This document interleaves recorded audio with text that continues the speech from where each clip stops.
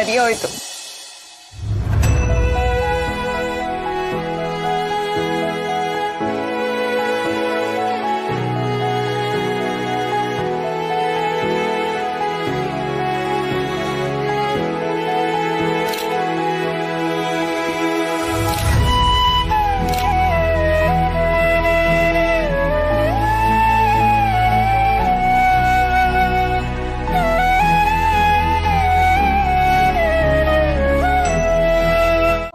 ನೀನಾ? ಬಾಪ್ಪ ಬಾ ಒಳಗೆ. ಧ್ವನಿ ಕೇಳಿ ಯಾರೋ ಅನ್ಕೊಂಡೆ. ಬಾ.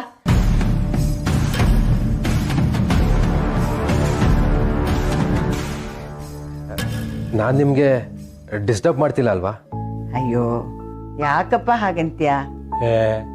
ಏನಪ್ಪ ನಿಂತೇ ಇದೆಯಾ? ಕೂತ್ಕೋ. ಹಾ,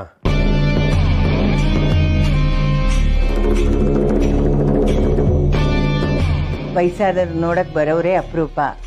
ಯಾರು ಬಂದ್ರೆ ಖುಷಿ ಆಗತ್ತೆ. ಅದ್ರಲ್ಲೂ ನೀನ್ ಬಂದಿದೀಯಲ್ಲ, ಇನ್ನೂ ತುಂಬಾ ಖುಷಿ ಆಯ್ತಪ್ಪ. ನನಗಂತೂ ವಯಸ್ಸಲ್ಲಿ ಹಿರಿಯವ್ರನ್ನ ಮಾತಾಡ್ಸೋದಕ್ಕೆ ಸಿಕ್ಕಾಪಟ್ಟೆ ಖುಷಿ ಅಮ್ಮ. ಯಾರು ಇಲ್ದಿರೋ ನನ್ನಂತವನಿಗೇನೆ ಸಂಬಂಧದ ಬೆಲೆ ಗೊತ್ತಾಗೋದು. ಅದಕ್ಕೆ ನನ್ನ ಕ್ಲೈಂಟ್ಸ್ನೆಲ್ಲ ನಮ್ಮ ಕುಟುಂಬದವ್ರಂತಾನೆ ಅನ್ಕೊಂಡಿದ್ದೀನಿ. ಹಬ್ಬ ಒಂದು ನೆಪ ಅಷ್ಟೇ, ಎಲ್ರೂ ಭೇಟಿ ಮಾಡೋದಕ್ಕೆ. ಈಗ ಎಲ್ರಿಗೂ ಶುಭಾಶಯ ಹೇಳ್ತಾ ಬಂದೆ. ನಮ್ಮ ಒಟ್ಟಾರದಲ್ಲೂ ನಿನ್ ಕ್ಲೈಂಟ್ಸ್ ಇದಾರೇನಪ್ಪ?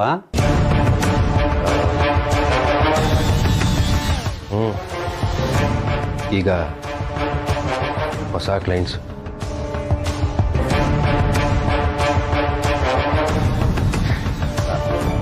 ಅಮ್ಮ ಅಮ್ಮ ತಗೊಳ್ಳಿ. ಬೇಡಪ್ಪ, ಇದೆಲ್ಲ ಯಾಕೆ? ತಗೊಳ್ಳಿಮ್ಮ.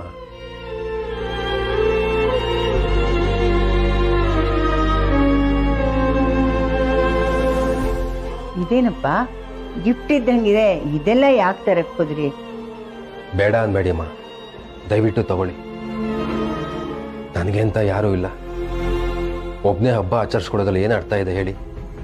ಹಂಚ್ಕೊಂಡ್ರೇನೆ ಹಬ್ಬ ಅಲ್ವಾ?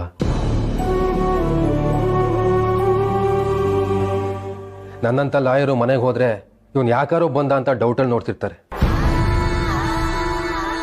ಒಬ್ಬಂಟಿ ಆಗಿರೋ ನನಗೆ ಪ್ರೀತಿ ಅಕ್ರೆ ಸಿಕ್ಕರೆ ಸಾಕು ಅಂತ ಕಾಯ್ತಾ ಇರ್ತೀನಿ.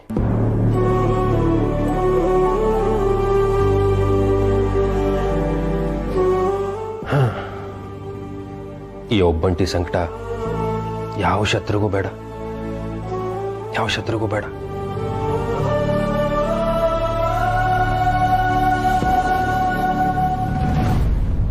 ಅಯ್ಯೋ, ನಾನು ನೋಡಿ ನನ್ನ ಗೋಲ್ಡ್ನ ನಿಮ್ಮ ಹತ್ರ ಹೇಳ್ಕೊಂಡು ಸುಮ್ಮನೆ ನಿಮ್ಮ ತಲೆ ತಿಂತಾ ಇದ್ದೆ.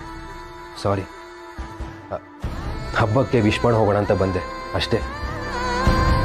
ಆದರೆ ಸೀತಾಜಿ ಅವ್ರಿಗೆ ಗಿಫ್ಟ್ ಕೊಡೋ ಅದೃಷ್ಟ ನನಗಿಲ್ಲ ಅನ್ಕೋತೀನಿ. ಯಾಕಪ್ಪ ಹಾಗಂತ್ಯ? ಅವರು ಬರೀ ನನ್ನ ಕ್ಲೈಂಟ್ ಆಗಿದ್ದಿದ್ರೆ ಅವ್ರಿಗೆ ಗಿಫ್ಟ್ ಕೊಡ್ಬೋದಿತ್ತೇನೋ. ಆದರೆ ಅವ್ರು ನನಗೆ ಪರಿಚಯ ಆಗಿದ್ದೆ ಬೇರೆ ರೀತಿ ಅಲ್ವಮ್ಮ. ಈಗೇನಾದರೂ ಅವ್ರಿಗೆ ಗಿಫ್ಟ್ ಕೊಟ್ಟರೆ ಅವರು ಮುಜುಗರ ಪಡ್ಕೋಬೋದೇನೋ.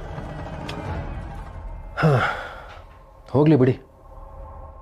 ಅವ್ರು ಸಿಕ್ಕಾಗಲೇ ಅವ್ರಿಗೆ ವಿಶ್ ಮಾಡ್ತೀನಿ. ಅಶೋಕ, ಏನೋ ಮಾತಾಡ್ತೀನಿ ಅಂತ ಕರ್ಕೊಂಬಂದ್ಬಿಟ್ಟು ಫೋಟೋಗ್ರಫಿ ಮಾಡ್ತಾ ನಿಂತಿದ್ಯಾ ನೀನಿಲ್ಲಿ? ನೋಡು, ನನ್ನ ಫೋಟೋಗ್ರಫಿ ನಿನ್ ಮೊಮ್ಮಗನ ಬಯೋಗ್ರಫಿನೇ ಬದಲಾಗತ್ತೆ. ಅವರಿಬ್ರು ಅಷ್ಟೊಂದು ಕ್ಲೋಸ್ ಆಗಿದಾರೇನು? ಕ್ಲೋಸ್ ಆಗೇ ಇದಾರೆ, ಇನ್ನು ಓಪನ್ ಆಗಿಲ್ಲ, ಅದೇ ಪ್ರಾಬ್ಲಮ್. ನಾ ಇಬ್ರು ಇರೋದು ಯಾತಕ್ಕೆ?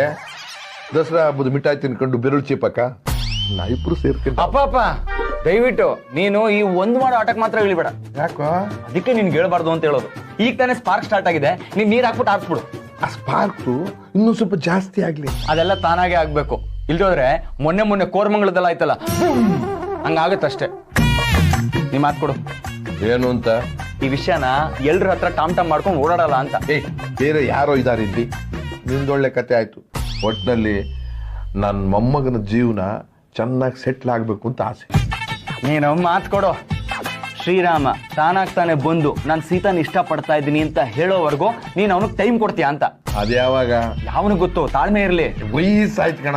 ಎಲ್ಲರಿಗೂ ಆಗತ್ತೆ. ನೀನ್ ಒಬ್ನೇ ಸ್ಪೆಷಲ್ ಪೀಸ್ ಅನ್ನೋ ತರ ಆಡ್ಬೇಡ. ನಾನು ಹೇಳೋದು ಅರ್ಥ ಆಯ್ತು ತಾನೆ? ಟೈಮ್ ಕೊಡು ಅಷ್ಟೇ. ಸರಿ ಸರಿ, ಹಾ ಆಯ್ತು.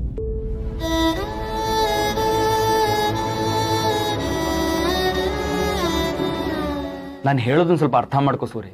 ಅವ್ರಿಬ್ಬರ ಮೇಲೆ ಬೇರೆ ಯಾರ ದೃಷ್ಟಿನೂ ತಾಕ್ತಾ ಇರ್ಲಿ ಅಂತ. ಸರಿ ಸರಿ, ಹ್ಞೂ ಅನ್ನಲ್ಲೋ. ನಿನ್ ಜೀವ ಸ್ವಲ್ಪ ತಣ್ಣಗಾಗ್ಲಿ ಅಂತ ಪ್ರೂಫ್ ಸಮೇತ ತೋರಿಸಿದ್ದು, ಓಕೆನಾ? ತೋರಿಸದೇ ಇದ್ದಿದ್ರೆ ಚೆನ್ನಾಗಿರ್ತಿತ್ತು. ಈಗ ನನ್ ಕೈಲಿ ತಡ್ಕೊಳಕ್ ಆಗ್ತಿಲ್ವಲ್ಲ. ಅವಸರ ಪಡಬೇಡ ಸೂರಿ. ರಾಮ ತಾನಾಗ್ತಾನೆ ನಿನ್ನ ಹತ್ರ ಬಂದು ತಾತ ಐ ಲವ್ ಸೀತಾ ಅಂತ ಹೇಳ್ತಾನೆ. ಆದಷ್ಟು ಬೇಗ ಆಗ್ಲಿ ಅಂತ ನನ್ನ ಮೊಮ್ಮಗ ಒಳ್ಳೆ ಹುಡುಗಿನೇ ಆಯ್ಕೆ ಮಾಡ್ಕೊಂಡಿದ್ದಾನೆ. ಅದೇ ನನಗೆ ಬಹಳ ಇಷ್ಟ. ಅಪ್ಪ ಅಮ್ಮ ಏನೇ ಆಗಿರ್ಲಿ, ಯಾವ ತರದ ಮನೆತನ ಆಗಿದ್ರು ಚಿಂತೆ ಇಲ್ಲ. ಮೊಮ್ಮಗ ಹುಡುಗಿನ ಒಪ್ಪಿದ್ದಾನೆ, ಅದೇ ಸಂತೋಷ. ನೀನ್ ಅಷ್ಟು ಬೇಗ ಅಲ್ಲೆಲ್ಲ ಹೋಗ್ಬೇಡ, ತಾಳ್ಮೆ ಇರ್ಲಿ. ಓಹೋ, ಅರ್ಥ ಆಯ್ತು. ಮೊಮ್ಮಗ ಅವ್ರ ಅಪ್ಪ ಅಮ್ಮನ ಒಂಚೂರು ಒಪ್ಪಿಸ್ತಿಂತ ತಾನೇ. ರಾಮ ಯಾರು, ಅವನ ಮನೆತನ ಏನು ಅಂತ ಫಸ್ಟು ಸೀತಾ ಅವ್ರ ಹತ್ರ ಹೇಳ್ಕೊಳ್ಳಿ. ಈ ದೊಡ್ಡ ಪ್ರಯಾಣಕ್ಕೆ ಇದೇ ಮೊದಲನೇ ಹೆಜ್ಜೆ.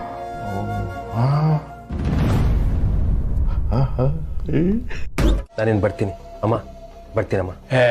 ಏನಪ್ಪ ನೀನು ಏನು ತಗೊಳ್ದೆ ಹೋಗ್ತಾ ಇದೀಯಾ? ಅಯ್ಯೋ ಅದೆಲ್ಲ ಏನು ಬೇಡ. ಕಾಫಿನಾದರೂ ಕುಡ್ಕೊಂಡು ಹೋಗಪ್ಪ. ನಿನಗೆ ನಾನು ಮಾಡೋ ಕಾಫಿ ಇಷ್ಟ ತಾನೇ?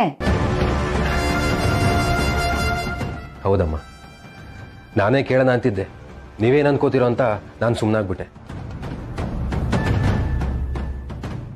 ಆ್ಯಕ್ಚುಲಿ ಏನು ಗೊತ್ತಾ ಅಮ್ಮ, ನಿಮ್ಮನೇಲಿ ಸಿಕ್ಕಿರೋ ಕಾಫಿ ರುಚಿ ನಾನು ಬೇರೆ ಎಲ್ಲೂ ಕುಡ್ದಿಲ್ಲ.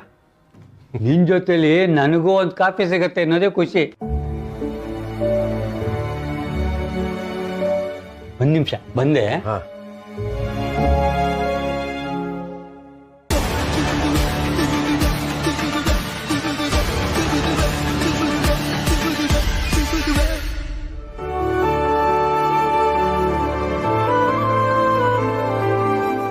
ಎಷ್ಟು ಒಳ್ಳೆ ಹುಡುಗ ರೀ. ಪಾಪ ಒಬ್ಬನೇ ಇದ್ದಾನೆ. ದೇವರು ಅದಕ್ಕೆ ಅವನನ್ನ ಇಲ್ಲಿ ಕಳಿಸಿದಾನೆ ಅನ್ಸತ್ತೆ. ಈಗಲೂ ನಾವೇನಾದರೂ ಮಾಡದೇ ಇದ್ರೆ ತುಂಬ ತಪ್ಪಾಗತ್ತೆ. ಅಂದ್ರೆ ಸೀತನ್ ವಿಷಯ ರೀ. ಸೀತನ್ ಜೊತೆ ಇನ್ನೊಂದ್ಸಲ ಮಾತಾಡಿ ಮದುವೆಗೆ ಒಪ್ಸೋಣ. ಸರಿ ಸರಿ.